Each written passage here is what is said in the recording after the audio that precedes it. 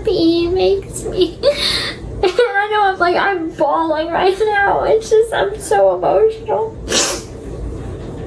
Because I have a question, and I haven't been able to find a cut and dry answer on it, but I'm just wondering, can Mike Stanfield be Gypsy's lawyer and manager?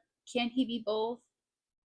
Isn't that like a conflict of interest or something? Or is this just one of those play at your own risk, not recommended types of situations?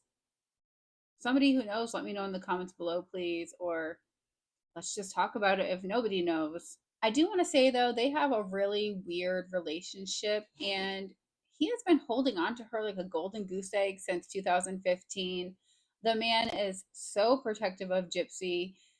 For instance, do you remember in the Life After Lockup series when he handled the whole parole situation for her? I guess what I would like is just some clarification as to why she needs to travel directly to Louisiana. Okay, so the issue is you just want her out of the state of Missouri. Hey, he's calling down Richard right now. This is easy. Let's just give him a minute. I just need a minute, okay? I kept asking questions. I'm not understanding what the deal is yet. Right. That man was at their family get-together after Gypsy's release. It's like, what won't that lawyer do for Gypsy?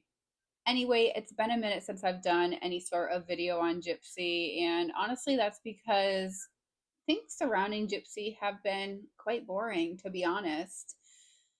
I did notice that she is really working hard on that rebrand. She's been posting a ton of really tame content on her TikTok. I saw she went to the dog park.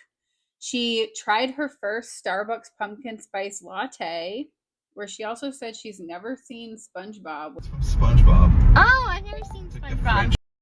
I don't believe. And she's also still sharing her pregnancy, obviously. Just today, she posted this video where she is cooking for Ken. She made him some spaghetti and meatballs. It's really hot, though.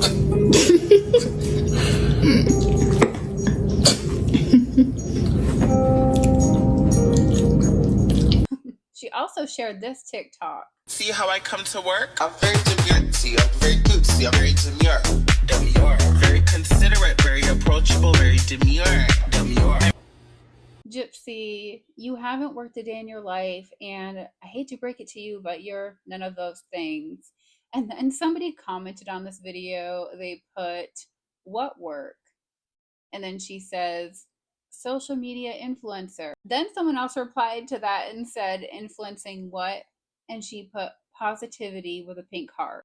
I guess her content has been sort of positive lately, or is it just her being safe? Now, considering the recent chatter, I personally believe that Gypsy is being very careful on social media, judging from what she's been posting publicly. However, if you remember back in the day, she did have multiple accounts. So I bet she still does to this day, just so she can scratch that itch for messy, devious behavior on the interwebs. So word on the YouTube and TikTok streets is that Gypsy could be in some hot water with the feds. That's alleged, though. Now, people became suspicious when Gypsy's Missouri CASENET information suddenly changed. Yeah, all of the charges have been removed except for her initial hearing from 2015. Now, there's a list of reasons as to why a CASENET would be essentially locked down and removed from public view. Some of the biggest reasons are that the case is being expunged, which is highly unlikely, that there could be new charges being added, or that the case is moving from state to federal, which is another possibility that people are speculating, or it could just be an error in the system, like some people are saying. However, people are very suspicious because back on July 31st, there was a request for her court depositions. And then also on August 7th, somebody by the name of Amanda Moore had requested some records from the case as well. Now, when I Googled Amanda Moore, I did find one in Louisiana, and it says that she works with the state police department. She is a criminal records analyst, and she's also a 10-print examiner, which has to do with fingerprints. There's another Amanda Moore in Missouri, and she turns out to be a parole or probation officer. So it's highly likely that this woman is one of those two people, given that those are the two states that we're looking at here in Gypsy's case. Again, all of this information is alleged. We're just here to talk about what's been happening. And with all that's been happening, with Gypsy being so good and acting very demure, I'm having trouble believing that all of this is a coincidence, personally. I guess we're just going to have to wait and see, because not even Gypsy's manager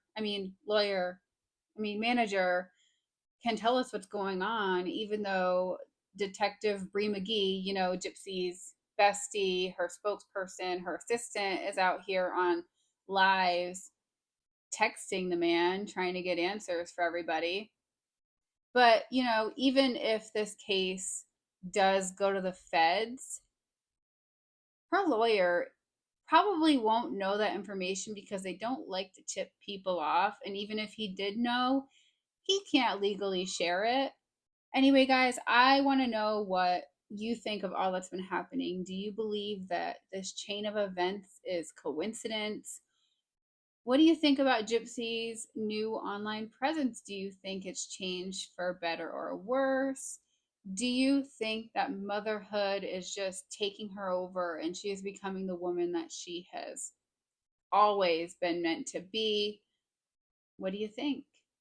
These might just be all rhetorical questions, but I do want to have a conversation, so please share your thoughts in the comments below. And if you like this video, please give it a thumbs up and subscribe if you want to see more from me, and I'll see you all in the next one. Thank you so much for watching. Bye.